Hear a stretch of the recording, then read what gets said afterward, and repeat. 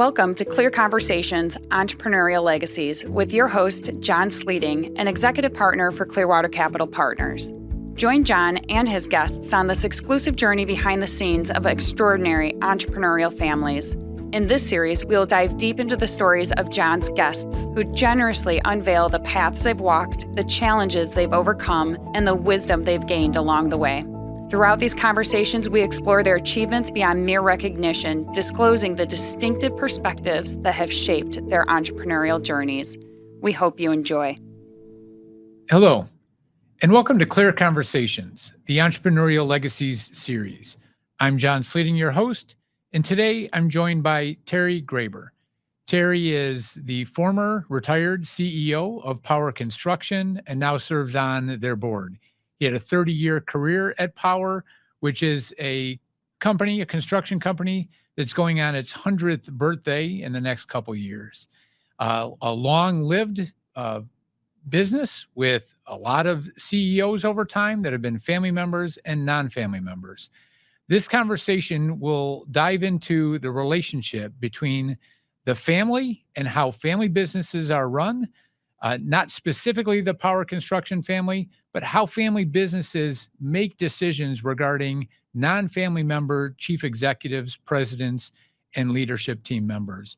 Individuals, when it comes to their succession planning, how to approach it, not to follow what you see on television, but to actually live it out, to do it well, to be successful, to honor a family, to steward what businesses mean to families, but also for the creation of great products to serve customers and the mindset and the entrepreneurial mindset that chief executives need to serve their employees, serve their customers, serve the family, as well as create their own legacy. So with that, I'd like to dive into this conversation with Terry, and I'm so happy that he's here. Terry, welcome. I'm so excited to have this conversation with you because it really is starting out almost a mini series within this Entrepreneurial Legacies series. And with this focus being on you and your journey, but your journey as a chief executive alongside and in and part of a family business. And a family business is coming on its 100th birthday here in the not too distant future. And so I'm just really excited for us to dig into this. So welcome. Yeah, thank you, John. Happy to be here. So if we step back first, right? Entrepreneurial legacies, and we're going to keep coming back and forth and playing off of these words. But as you've been preparing for this conversation, how are you defining and thinking about legacy for yourself and the personal nature of this concept? So I've always thought about a legacy as what you leave behind, what matters most to you that you want the business to remember in the case of Power Construction Company, but then also as part of my family, what are my boys, what are my wife going to remember down the road when I might be around. Right. And so we'll come back to family in a little bit, right? We'll keep going down these different paths. So you mentioned Power Construction, said it's coming up on its 100th anniversary. Can you share a little bit about Power Construction and the scope of the enterprise that it is and the business that it's grown into? So Power was started in 1926 by two gentlemen, one of them being Mr. Jerry Goldstein. They graduated from the Armor Institute, which is now today IIT. But back then, they decided that they would build rural power generating stations within the suburbs. And that was back before we had Commonwealth Edison. And when Commonwealth Edison came forward, they decided to shift their business into more of the commercial sector. You fast forward to today, Power continues to work in the multifamily sector, hospitals. We do a lot of different businesses throughout the Chicagoland area as well as throughout the U.S. We're very fortunate that it's a four-generation family today. The chairman of the board, Al Gorman, came along the business about 62, 63 years ago, remains very active as part of the business today. We also have third-generation family that's working in the business today and is also members of the board. And then we have now the fourth generation of the family business working within the company today. So it's fourth generation working in the business itself. First generation founder has subsequently passed. Second generation took over as the CEO, still active in the board. Yes. So you've retired from the CEO role, but you're still active on the board yourself, correct? Correct. Yeah. Now, the board consists of 2 family members, actually the third generation family members, as well as 2 managers and then 2 independents. And then Al is our chairman emeritus. Okay. And it's set up that way so that as the company continues to grow and prosper, we want to make sure that we have good balance between management and the family business as things go forward. And so this aspect, right, this intersection of coming in to a family business, because you have been with Power, your career started there when? 30 years ago or so? Yeah, so I've been with the company 30 years ago. I retired just over 2 years ago. I actually represented the third generation, if you will, of non-family CEOs in the company.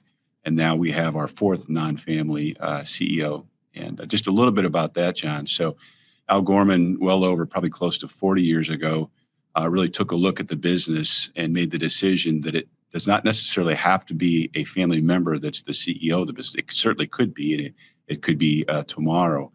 But he allowed that opportunity for others to really come into the business and be managers and ultimately grow within the business to run the business. So, and that's really how it's worked over the last 40 years when that decision was made. I'm now, like I said, the third generation of CEOs. And I think the thing that's been most important for us is just to continue to have that fantastic relationship with the family where everything's transparent. You know, we really firmly believe in our own minds that it's truly a family-run business. And we really feel like we're partners with the family, and the family treats us as family, which I think is very important. Well, and that's going to be, that intersection is going to be the focus of the balance of this conversation, and how those items come together, how they intersect, what makes that work. Because we've often spoke of, right? Every family is unique. Every family member, as we know, right? And every child and relationships and in-laws have their unique nature, right? Because we're unique human beings in who we are. And so you have that dynamic within a family and within a family business. And you also have the dynamic of what that means for non-family members being brought in, and to make that work, and to make that work for a very long time. Right now, that you're into the 4th non-family member chief executive, there's something is working there that's correct, right? Both from the family's view, right, and the foresight and the approach that they've taken, and as you work alongside individuals on the board even now that are representing the family, and the unique nature and the special nature of what it takes to be an executive as a non-family member back into a family business. So those are going to be the 2 of the major paths that we go down, if you're okay with that. Sure. Right. Sure. And realize always, right, putting caveats and asterisks on things, that everyone's got their different perspective, their different view of how this plays out. You're involved with Power and the family because you think very highly of them, and going this forward. And we also want to be sensitive to that, of your experience and what that looks like, and encouragements to listeners that might be out there that are family businesses saying, how do I do this the right way? How do I do this within my family? How do I approach non-family executives, or those non-family executives that might be, a candidate for a role like this, and what they have to consider as well. So which of those 2 paths do you want to go down first? I think the idea of what makes a good relationship within the family management structure is a good place to start. So I think it's really built on trust. At the end of the day, I think Al Gorman, our chairman, has always been very clear with us that you work in the business and you work on the business with a full level of integrity and trust, and you have these great relationships. And I think Power's core has always been built on relationships, and yet it's easy to say, maybe not as easy to always practice. But today, still, and it was this way when I started with the company, over 90% of our work comes from repeat business, and that's very difficult to maintain in the commercial construction world. Sometimes people can try to commoditize it, but in our world, we've been able to maintain and improve those relationships over all of the time, and I think that's what's made a very successful business that Al set up very long ago. And that translates to the relationship between the management and the family. We're very, very fortunate as managers. The Gormans were very generous, where half of the business is owned by the Gorman family, the other half is owned by management. I think that's an important concept. They trusted us with their equity as part of the business. And so we've always done things as what's good for the business and what's good for our clients and what's good for the people of Power. the financial stability we always said will come if you do all those things. But I think the integrity and trust of that family business is really the core of it. And is the equity ownership, how much of a role do you think that plays in regarding the line? Because it leads to like-mindedness, it leads to alignment, right? It leads to owners all rowing in the same direction together. Is it overplayed, or is it really that needs to be front and center if somebody's considering bringing in non-family executives? I would say it's downplayed from the sheer point of view that, our focus is really not how much money we make every year, but our focus is, are we taking care of our people that are helping run this business, right? Yeah, we can sit here as CEOs, help managing the business, but our won and lost record really is at the job sites, where our relationships are with our clients, our architect friends, our subcontractors. And so we really instill in our young next generation of leaders that those relationships are what's most important to us. The money comes later. Yeah. And I think we've seen that because, I've been there for 30 years and those before me were 30 plus years as well. We've seen the results of those efforts, saying if we focus on all the right things, we'll grow the business, the people will grow, they'll get more opportunities. But the fact that we have ownership is a blessing to us, but that's not really what drives us and what motivates us. And so the employee base itself at Power is 400, 500 individuals across the broader team? Yes, it's between 400 and 500. And so you started out in a more entry-level type role 30 years ago. Right. So when you came into the business, I mean, that was, coming out of school. Take us back to your earlier days of what that looked like. Sure. So I've had a couple of opportunities to work for some other businesses prior to coming to work for Power.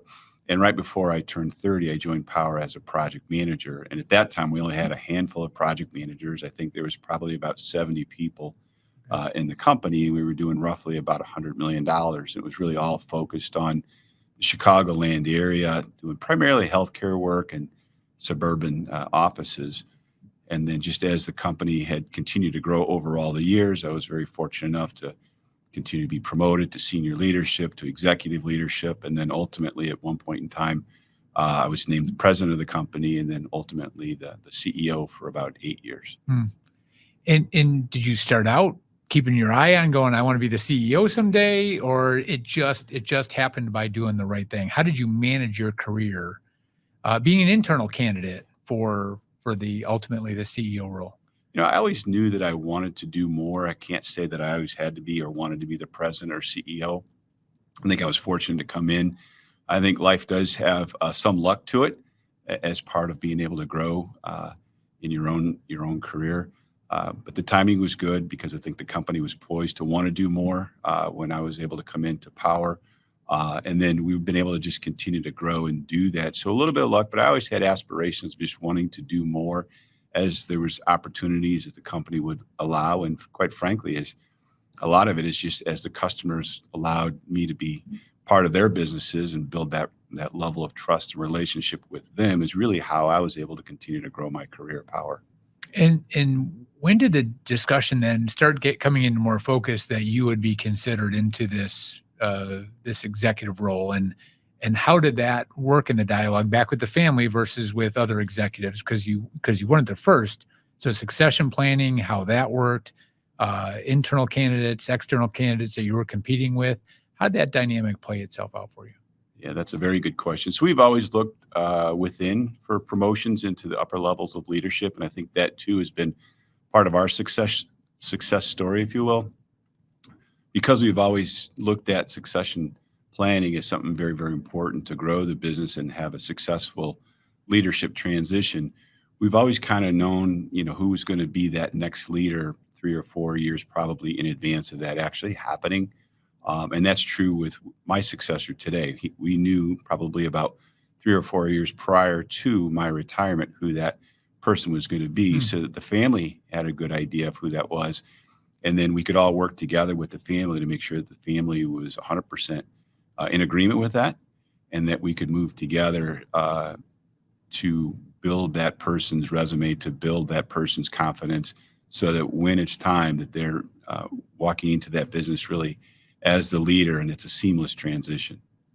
And so what encouragement would you have for families that are out there that may be back into the earlier days of power, and they might have a few generations that are in and have been running the business, but then getting to a point of saying, is it time, if we're looking at it, just given giftedness, skill set, experience set, to have another individual, maybe as a non-family member, that steps in? How would you encourage them to even go through that process to assess, to taking that step? So I think it's really important to think about the business and what's most important to the family.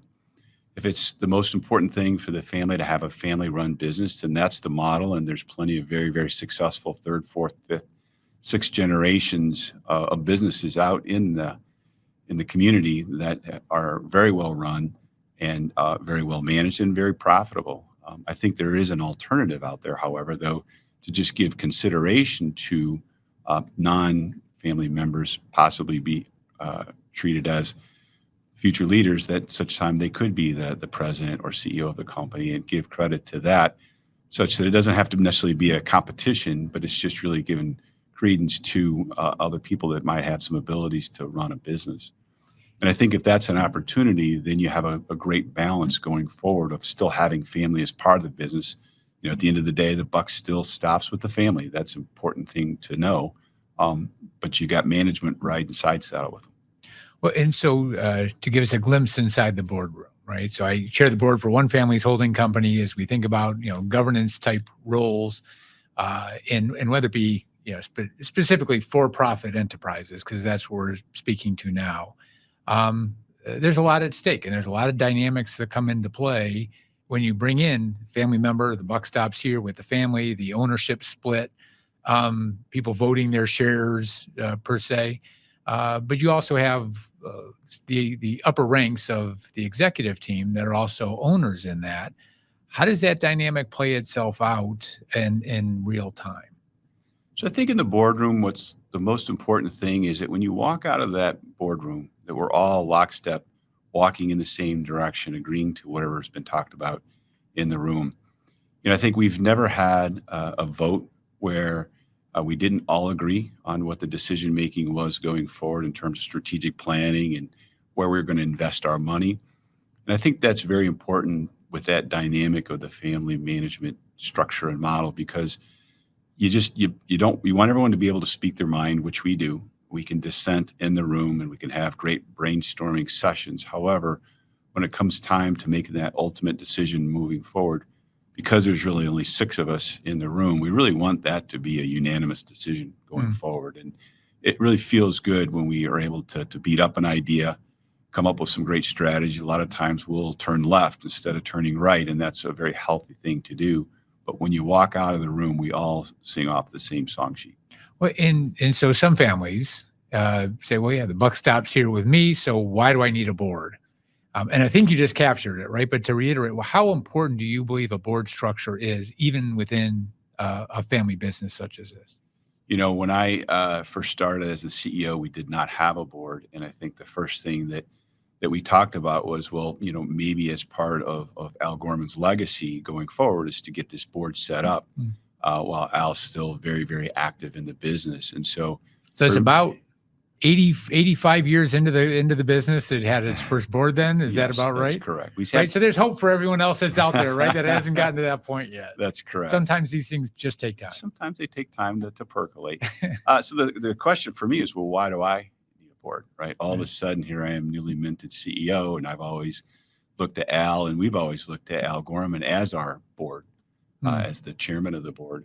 But sitting here today, I would say it was the very best thing for the business, for the family, and for management, and for me personally, because what it allowed us to do is to really get some unique individuals on our board that were not management, that were not family. They had some great insights on how to run a construction company and how to continue to allow it to grow successfully with the model that we had.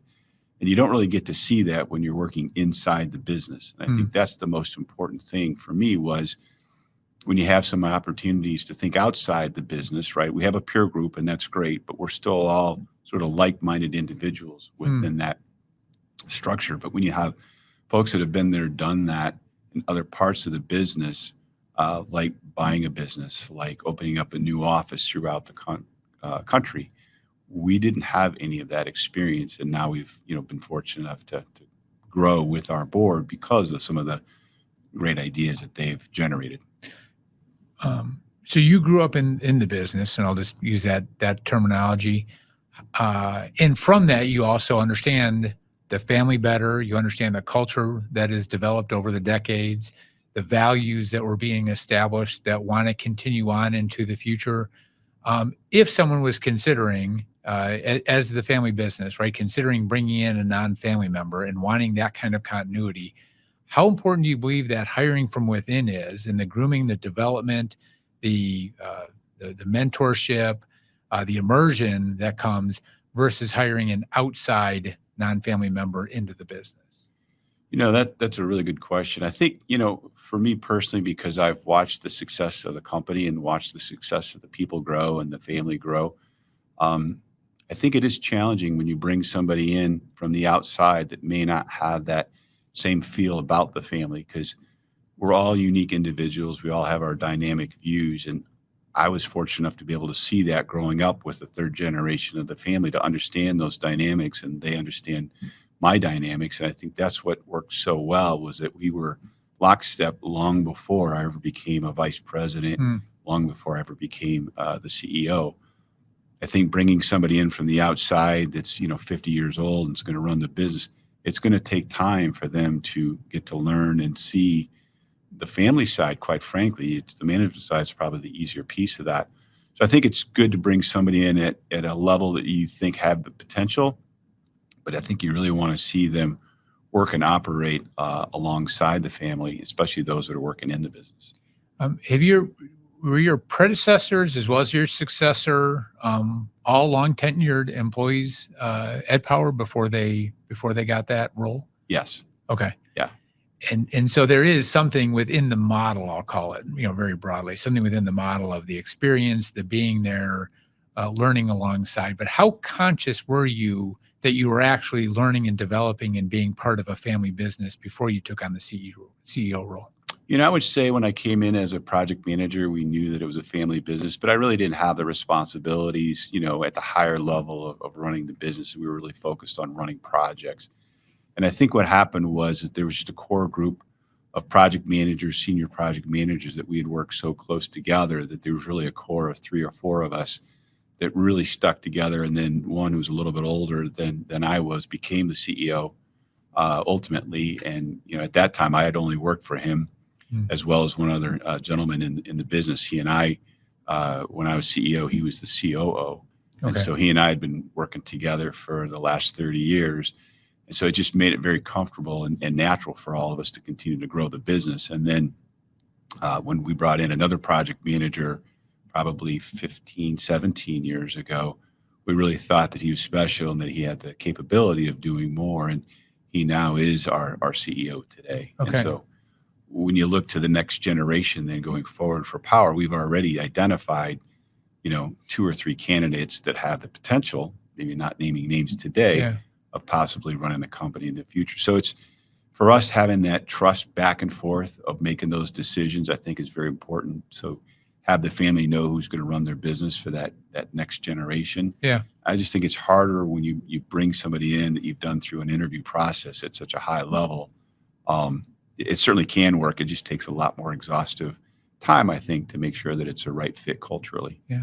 When one looks at the family business, and I've seen different individuals take different approaches regarding how they look at the financial model embedded in the business model that's there. And what do I mean by that? When they look at the financial model, there's some individuals that say, I don't want a dime out of it, right? Everything stays in. I don't want distributions. Even if it's a pass-through entity structure versus a C Corp structure, leave everything in the business to continue to fuel growth. And other individuals that, well, no, here's the distribution we need out for the sake of the family lifestyle that comes into play. And they've got those distributions out, and that could create tension. It could create tension sometimes in the family. And, my first scenario, sometimes it could create tension back with the executive team. And the second scenario on distributions, how important do you believe that financial model alignment and decision-making is, and it just being articulated? Here's what we're doing, and here's how we're approaching this. as an asset, right? As a financial asset, independent of how you're running the business? I think the financial model is very important. You have to be very clear what the family's intentions are in terms of distributions, because you got a picture now. You're bringing on this next generation of younger managers that are getting the opportunity for ownership, and it can be a pretty tall order for them to come up with the money to put into the business from an equity standpoint. And so they want to know, okay, I'm going to buy into this business, but when do I get my money back out of it? And especially, you've got other family members within the management team, right? The spouses and others that need to be a part of that decision making. And so we've always made it very clear, and a lot of that was driven by the family model prior to us being involved, to make sure that the distributions are known about when and where, and so that there's an expectation that can be managed by our CFO with all the non-family members. And we continue to do distributions, I think, in a very fair and equitable way, but it's all very transparent.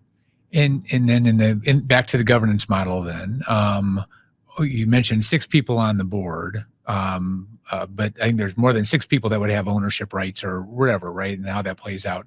So the dynamic between the board, the representation of ownership, people that are members, the buck stops here with the family. I mean, all of these just have opportunities to add complexity into the relationship. So what becomes the secret sauce, so to speak, to make sure that none of those items get in the way of growing the business, which mutually benefits everybody? Yeah, I think it's a couple of things that I may have mentioned, but for me, it's the trust and full transparency. Our CFO and controller and our CEO do a very good job talking to the managers that have ownership in the business. They have their own separate ownership meeting, of which the family is part of, because the family individuals have individual ownership shares as well. But just continuing that dialogue of, hey, if we're going to have to hold off on a distribution because we're going to be spending some money or making an investment, that's all fully disclosed right up front. Doesn't necessarily have to be a voting situation by the individual ownership of the management team, because that's really done more at the board level. But they're really kept informed of what happens at the board meetings. Again, full disclosure. It's almost as if they were in the room. Right. And I think it's that sort of communication and trust that what's make it very successful. But also, if there are any concerns, that we want the young managers to come forward and just let us know, what are your concerns? Right. So everybody can get back to work and stay focused on growing the business, and everyone benefiting from that activity. So individuals that may be out there thinking that they don't have a succession plan, and I'm not sure what the television show Succession did for helping people, encourage people, or disenfranchising them from the entire process. But there's some individuals, when they look at it and they say, well, I don't have a family member in my succession plan, so my only avenue is actually going through a liquidity event. What would you encourage to those individuals that are staring at it? Maybe they don't have any children, right? Maybe there is no biological line from the business that they started, but they still believe in the business, but they look at, an exit's my only exit. Yeah, I think, if you really only have one option, that you don't have another person in line, I would say that, and that's true of a lot of businesses, especially businesses that I know in the construction industry. I would think that there's really several paths. Clearly, you can sell your business and have a liquidity event. And then you ask yourself the question, well, what do I want my legacy to be with those employees that are still there? And, for me personally, I would hope that, I can't ever see Power being for sale, but I think the opportunity would be is there another like business that would be interested in making that acquisition and absorbing it, to keep it the same culture that you've generated for all the years. And obviously that translates to your employees as well as your clients, I think. So that's really, to me, is one option. I think the other option really is to say, are there young managers that might have the ability, maybe not have the opportunity financially today to take over the business, but I do know that there are other family businesses today that are grooming that next level of managers, and it's not just a manager, but it's several then that would be given that opportunity to take over the business, where the family business, if you will, helps to provide some of that equity until such time as the other managers get the proper amount of equity in the business. So in putting on that role when you're in the CEO chair and you're looking at the next generation, right? You're running the day-to-day operations. How much of your time was dedicated to the intentionality with respect to the development of next generation leadership? And what opportunities did you provide for them, right? What were the challenges that you put in front of them? How did you actually lead? How are you actually developing them to possibly be a successor to you someday? Yeah, I would say that we're pretty fortunate because we do spend a lot of time with leadership development and training. We offer a fair amount of senior leadership training, and I think even when I was younger in the business, I was always around the guys that were running the company, just because that was the size of the company at the time. And so, a lot of the experience that I got as far as leading the business was on the job training, where we were just doing it together. If you fast forward to today, the board asks for a succession planning update, maybe not, every quarter, but certainly, every year. And we just had that at our last meeting, so that, all the way from the CEO all the way down to senior managers, we know, that the count is right in terms of having the proper number of executives and vice presidents to run this business. And obviously it allowed the business to grow. So we do put that on the responsibility of the top level of our company. But you have to go all the way down into the weeds, if you will, to know that at all levels that the company is balanced. And I think that's important. There's a lot of businesses out there today that they just, it's just not comfortable to have those conversations, because especially if you've run this business for 30 or 40 years in the family business, it's tough to let go of your baby. Yeah. And yet sometimes there's a lot of pride and satisfaction by maybe not letting it go, always being around, but also to allow that management team to have that opportunity to be entrepreneurial. And I think that is something that we get as part of that model between the family and the management, is that we all get to think like entrepreneurs as if it was our own business. Yeah. And so that piece into itself is really important, because a lot of individuals think about the entrepreneurism as the founding family member, right? Well, that was the entrepreneur, and the rest of us now are benefiting from that. But everyone needs to be thinking like an entrepreneur themselves in any role that they're at, right? How do they make, I've always encouraged my kids, my adult children, even now, is take any role and make it bigger than what it is, right? Don't worry about the job description, expand the borders of what that is to create even more value for the people you're serving, whether that be end customers or it be inside the organization and who you're serving. Strive to be delivering even more. So what is that entrepreneurial mindset? We talked about legacies when we opened. What does that entrepreneurial mindset even mean for individuals that might not be the founders? So when we do our strategic planning, which we do it every few years, one of the most important things that we want to do is we'll bring our senior leadership in, and it can be a fairly large group of people, and we'll break them down into smaller groups, but we will allow them to do the brainstorming as a team to come up with some of the, the harebrained ideas to the ones that maybe are just adjacent to the business, but not too far away. And we'll cull that list down into 3 or 4, really good ideas that are unique and maybe different. And one can be, off the charts outrageous, but, we don't mind the big, hairy ideas if we have people behind them that say, yes, I will take on this assignment and I will tackle it. And I think that's been the beauty of what we've done. So we now, John, if you look at our business today, part of our senior leadership group are people that we hired 25 years ago as interns, as project engineers, was kind of our entry level role in the business. They're running our company today. And what they're running are the different ideas that we had probably 10, 15 years ago strategically to say, we want to try this, we want to try that. And they're running it today, and they're very, very successful at it. And so one of the things that was important for us was to continue to have building blocks to really have a deep bench, if you will, of different project opportunities. And today we have that very deep bench, but it's the leadership of those managers that are now vice presidents, senior vice presidents, that are running those different groups within the company. And that's just all part of our entrepreneurial business. And then it ties right back into succession planning, because they signed up for running those different pieces of our company. And when someone moves from managing the projects and growing but building off of some of the ideas, right, that were put in place by the previous leaders, right? When I talk about the vision casting side that comes from a leader versus the manager executing, building upon that, and having incremental improvements in how they're approaching it.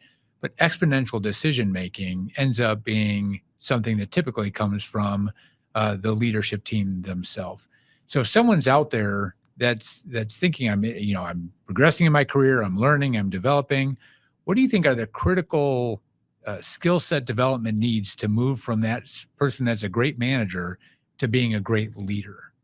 Yeah, I think for me, and it's probably just an old phrase, but we always enjoy having those people in the company that have a fire in the belly.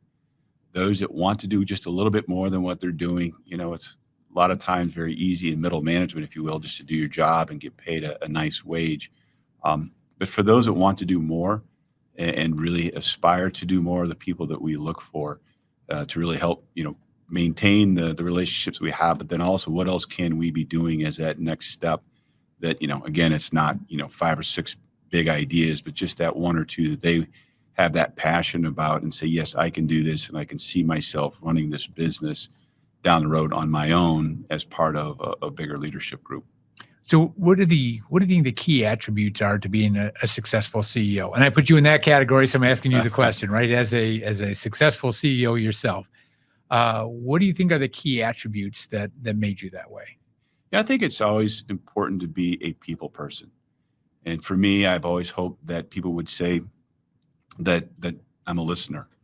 And, because we're a construction company, you want to be out at the job sites. You want to be spending time with the people. And I would just say that for anyone that's considering having the same or very similar structure that we have, you got to listen to what's important for the people to allow them to grow, whether it's and clients too, and our subcontractors. But, once you listen to what their needs are, then you know how to help them grow in their careers. And I think you also have to be willing to take some risks at times. Construction is a very risky business, and to make sure that all our people go home safe at night is a very, very important concept. And then I think you also have to have some fun along the way. You don't have fun in meeting and spending time with your people if you're inside of an office all the time. And so whether I was at a job site or whether I was in the office itself, I was never really in my office. I was always out meeting with them in their areas of work, making sure that I understood, but also tossing the football around the office a little once in a while was a good thing too. When in a word that you brought up too when we were in discussion previously is empathy, and how underplayed, again, this concept, I'll even call it, right, the definition of what empathy is, but how that gets lived out. And as in that role as a senior executive, to be demonstrating empathy, right? These are the soft skills that don't get learned. Are they built in? How do you teach someone empathy in the development that might be a great manager, and they may have good vision, they may have that fire in the belly from the entrepreneurism and how do I expand what I'm doing, but also doing it with that empathetic side, coming alongside the people that they're working with, that they're leading, that they're trying to empower with what they're doing. That's a tough one. Empathy is one that I would say is probably one of the hardest to be taught. We have those in the company that do a great job with their clients, do a great job running the business, yet, the empathy side of it is maybe not as strong as it is in others. And I think in those situations, what we've done is we've tied that great leader with someone that's maybe younger, that's coming up in the business, that's working for them, that has a lot of empathy, so that they make a great tag team. But I'll just kind of go back to the listening skills. What's important to me is it's what's important to our employee or our manager or the people we work with. And a lot of times it has nothing to do with the business. And I think once you find what that is and you're able to help that person, we have literally 50, hundreds of stories where we've helped people that have nothing to do with the construction of what we do, yet they are very, very loyal to the business because we've helped their family out. We've helped their child. We've done a lot of healthcare. So we have a lot of relationships in the healthcare industry where we offer up, if we know someone in the business that we can help that family member who's down. Those are some of the most important things I think we can do as leaders, is to really help the family out with whatever they need. It could be a lot of different things. You mentioned earlier that 90% of the business ends up being repeat business. And yet there's always a first time, right? There's always a first time. Here's the project that can lead to that second and third. Yes, there's the building of the building, right? And the work that you are doing. But what do you think actually drives the repeat business? It's not just delivering the keys and handing it over. What are the intangibles that you think go along with the product itself that leads to the repeat business that's applicable to any industry? Yeah, no, that's a good question. I mean, I think there's an expectation that everybody has to come up with a good budget. Everyone has to build this project on time and turn over the keys. Otherwise, you don't get asked back. But I think the difference is that when you're able to build that relationship with that client or that architect friend, in fact, in this case of the project that I just explained, the large project downtown, that particular client was convinced by the architect that he needed to speak to power before he moved too far ahead, because the project was large enough. Don't just trust one person, get some other opinions. And through the course of about a year and a half of relationship building, the trust, became ours, basically. And so I think, you have opportunity before you build a building of gaining that trust. And, to me, I just want to have a friend in the business, right? I'd like to know that person would pick up the phone and call me about anything besides just construction. And when you have that, to me, that's a great relationship. You have more fun that way. And it doesn't have to be tense, and it can just be very, trusting as you go. So we started down this path of the family and growing up in the business and succession planning.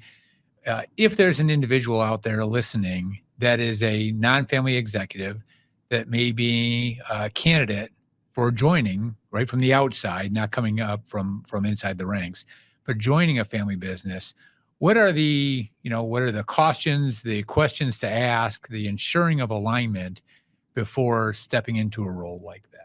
I'd want to spend the time with that family or family members, if you will, to just find out what makes them tick. What's most important to them for their family business? What's their legacy that they want to leave behind for that family business? So that, assuming that you get the nod and you get the responsibility, that you then continue to lead it in your own way, right? You want to have the independence, but you also got to be very mindful of that family business that's been built over generations. Because for me, that was very, very important. I wanted to make sure that I left this family business better than it was when I got the responsibilities, but we did it together. It was not a single person's involvement. So I think, to me, getting to know that family inside and out, and it's not just those that are involved in the business. You got to know the people behind the scenes as well, because they all have a say, and you got to know what the family dynamics are. Yeah, so the word stewardship comes to mind. Yes. That's how much do you believe is that role as the CEO within a family business with respect to this stewardship? I think it's very important. The family has their own board.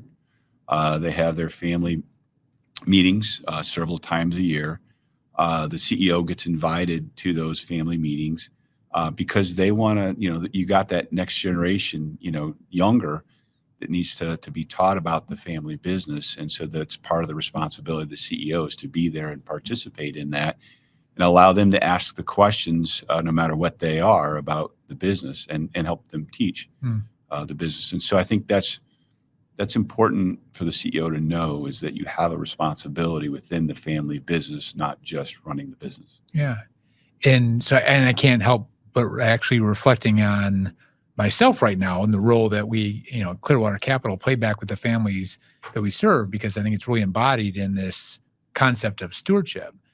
John Reinhardt, who's an author and a previous guest, when he was in town a few years back and we're driving around, and he goes, do you ever get jealous of the families you're serving? I'm like, well, no, I don't. And I truly believe that I'm not just saying that I don't.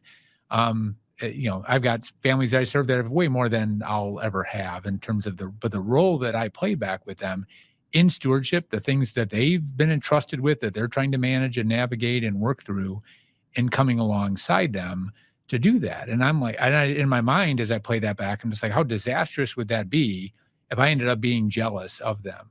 But I could see that, and that would be the red flag for the family actually in recruiting somebody. If they're trying to figure out how to line their wallets in what they're doing coming into the CEO role, they've got it backwards, right? I mean, that would be the caution back to the family in their recruiting and hiring.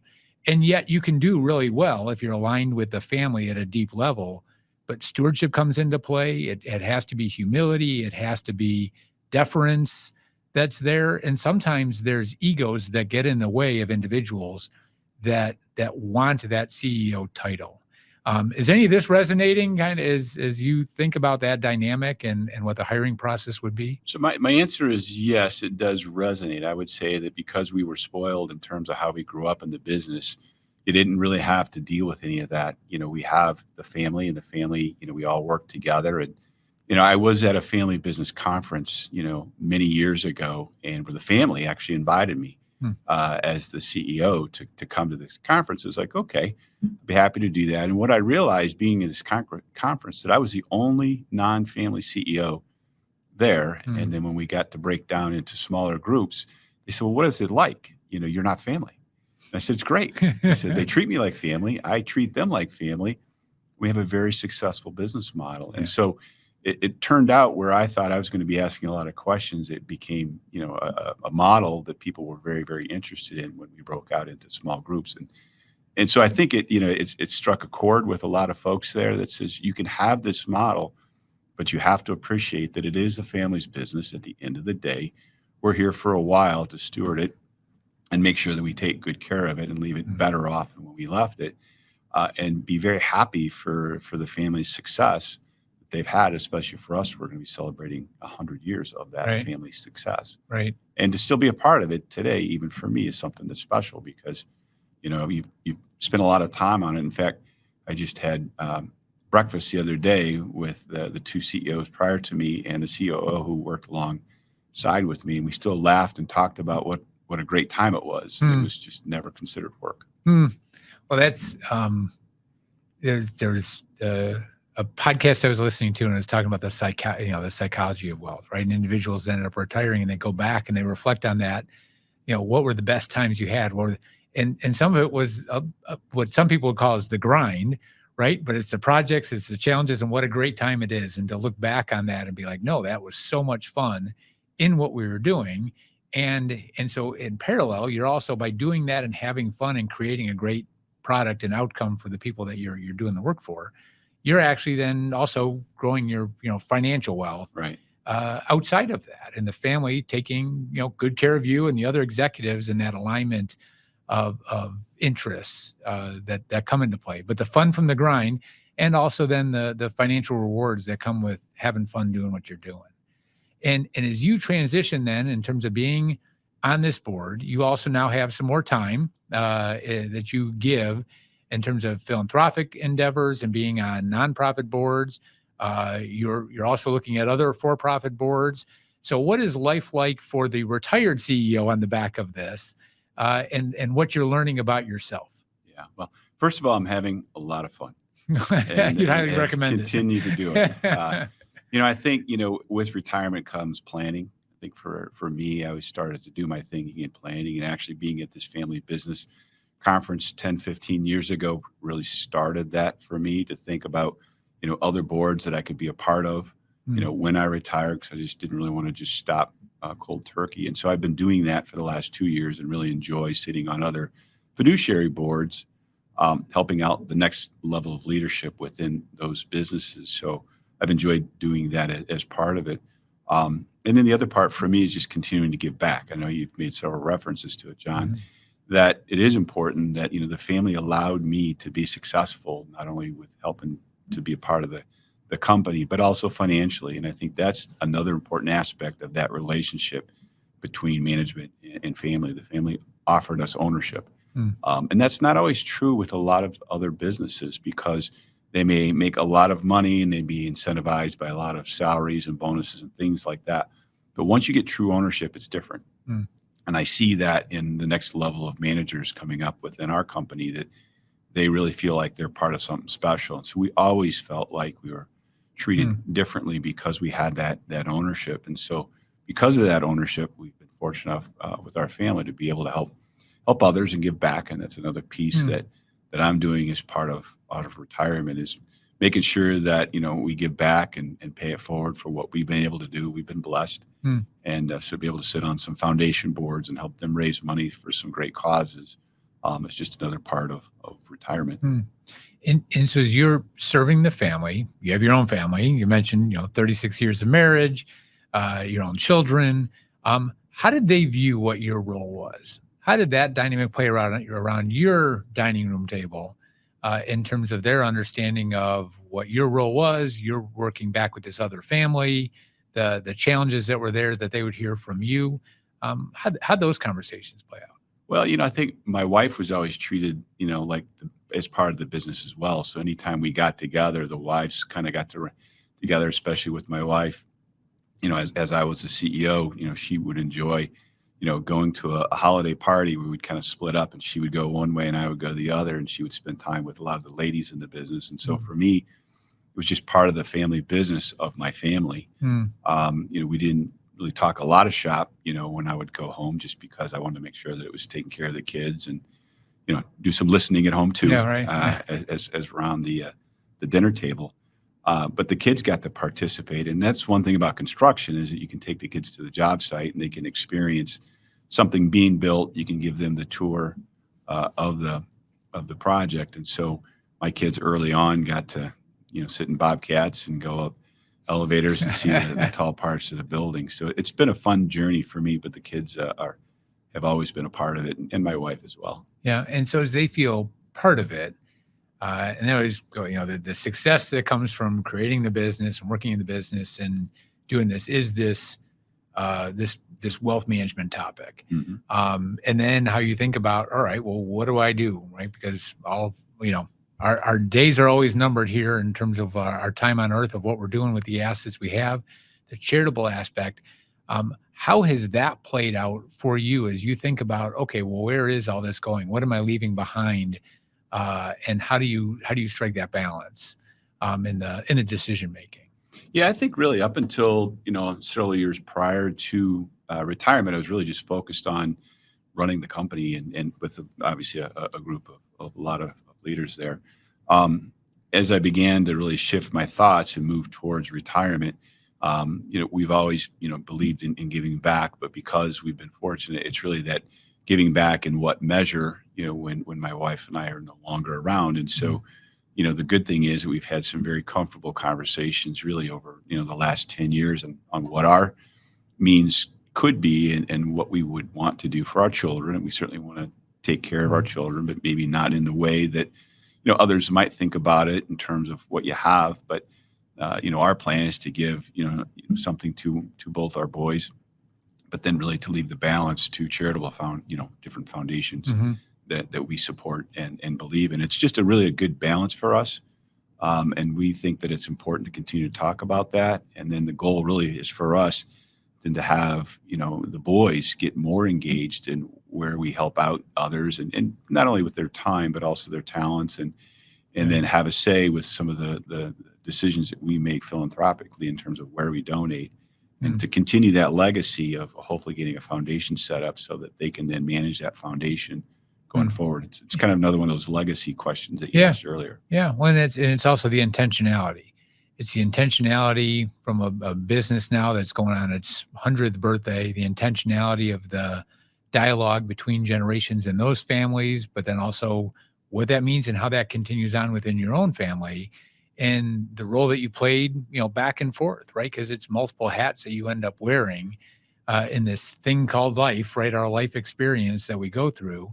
And you have buildings you can look at to say, I'm leaving that behind, right? You have a lot of employees that were working under your leadership that you hope you made a difference in their lives. And then what that means back for your family and then charitable organizations for you. So as we start to turn the corner, kind of pulling this together, just, that summary thoughts, right? If you were to sit down with a family member, right? The elevator ride, maybe to the 70th floor of that building.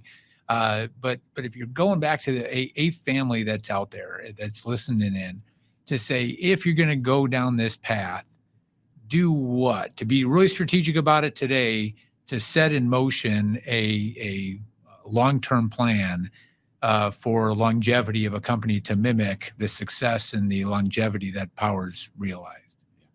I think you got to look, kind of where you've been and say, are you happy with that? And if you're happy with that, then is that the same plan going forward?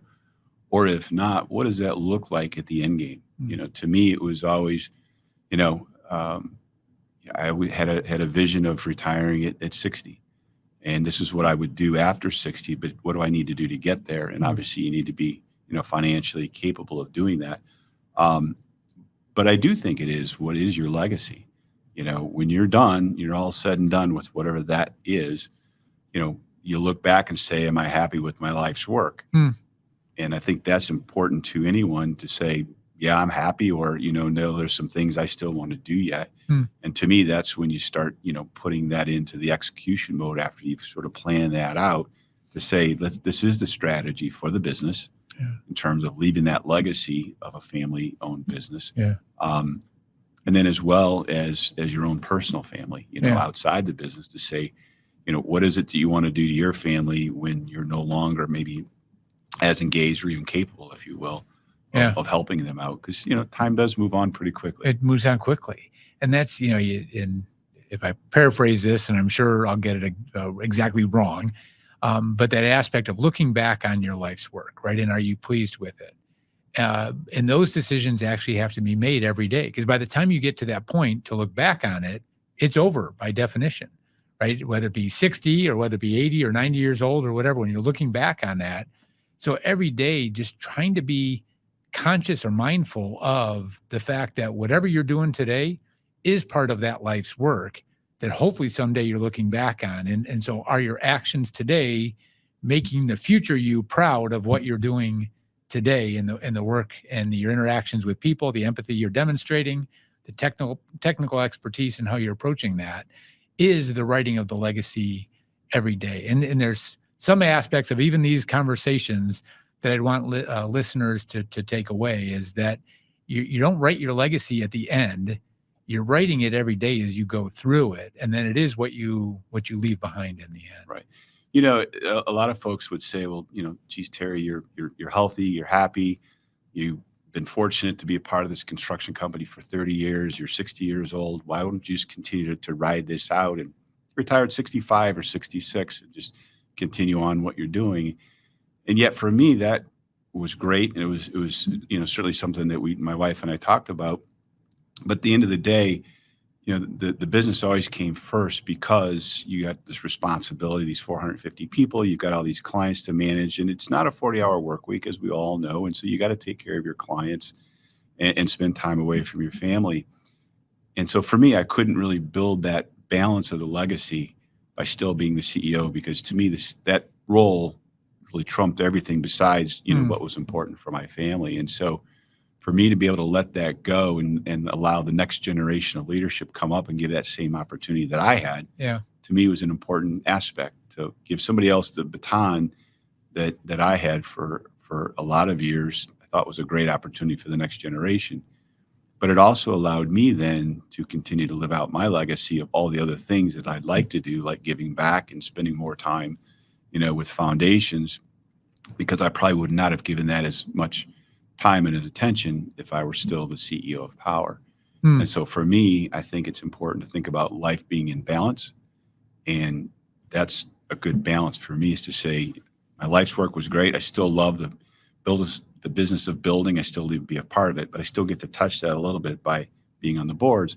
But there's this whole other element of, continuing to have some fun along the way, but also be able to give back and feel good about that piece of it, is what I am able to work on now freely with my mind and say, well, I don't have to always be thinking about what else should I be doing for the business.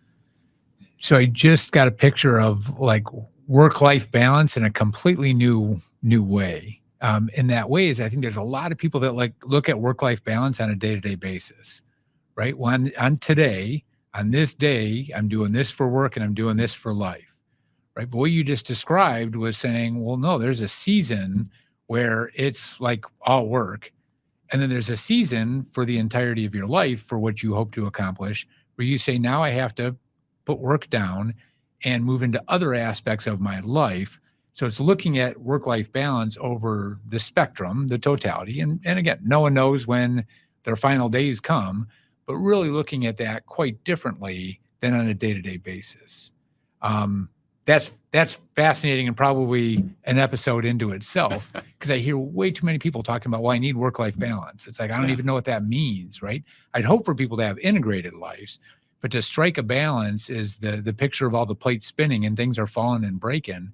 But if you take it in time dimensions, and again, your intentionality, your planning, your strategic thought nature, that probably got you the role to begin with, right? But then also knowing when to hand off that baton and move on for yourself, for your family, but also for the business to be successful, and serving in that board role versus a CEO role is all this recipe that gets baked together. And it's not a prescription, it's a description of what's worked for Power and what's worked for the Graber family as well. Well said. So on that, your closing thoughts, I'll give you the final word here as we wrap up. Yeah, well, first of all, I just appreciate the opportunity to spend some time with you today. There's no magic potion that it's one size fits all. I think, every family business and every management team has to figure out what works for them. But to me, I think, continuing on to think about what the possibilities are, what can happen if you're, as your own individual career, as you look at the family business is what's most important, and be uncomfortable. Yeah. I don't think there's anything wrong with being a little uncomfortable at times when you're making decisions, because you're the leader. Yeah. But when you make those decisions and you got a great team around you with a family and management, it can be a fun place to work and a great life and a great career. Well, wish you and your family and the Power Construction family and all the organizations that you touch and come in contact with great success well into the future as everyone's writing their legacy that's out there. Terry, thank you again for joining us. Listeners, thank you for listening in today. And if you'd like to continue the conversation, please send us an email at clearconversations@ccpwealth.com. Have a blessed day.